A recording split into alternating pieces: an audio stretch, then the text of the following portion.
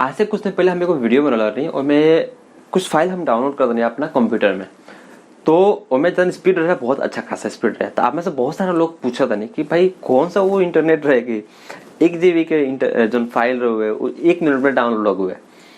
तो हम आपको बता दी कि हमार जो कंप्यूटर बा वो कंप्यूटर हमार 2 लाख का बा, ठीक बा। लेकिन जो हमार इंटरनेट बा वो हमार जियो को बा। तो लोग कहे आप जियो को तो हमरो लग बता, हमारे तो स्पीड तो बना करेला, लेकिन हमार जियो सिम ना, जियो फाइबर है। तो ये जो मतलब वायर लाइन होला नो, फाइबर लाइन, वो लाइन हमार कनेक्शन हमारा घर बा। तो इनमें तो बहुत सारे स्पीड बा, लेकिन हम जो ले लेबन स्पीड 150 MBPS के बा।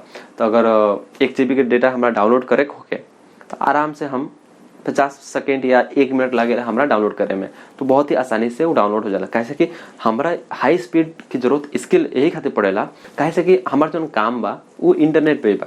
जैसे वीडियो एडिटिंग करे नहीं तो हमारे जो क्लाइंट के जो फाइल आवेला कोनो 25 GB कोनो 50 GB ऐसा बड़ा मतलब फाइल आवेला, तो खातिर हमारा हाई स्पीड इंटरनेट चाहिए, तो खातिर हम ई लगवाले बानी। दूसरा बात ई बा कि हमारा घर जो DTH रहे जो टीवी चलेला वो DTH हम निकलवा दिले बानी जो टाटा स्काई करवा। लेकिन अब हम का करें, हमारे जो टीवी जो चलेला वो डायरेक्ट हमारा इंटरनेट से चलेला और वो मतलब फुल क्वालिटी फुल का चला फुल HD में चलेला 1080। और हमार जो कंप्यूटर बा ये कंप्यूटर भी हमार मतलब 4K बा।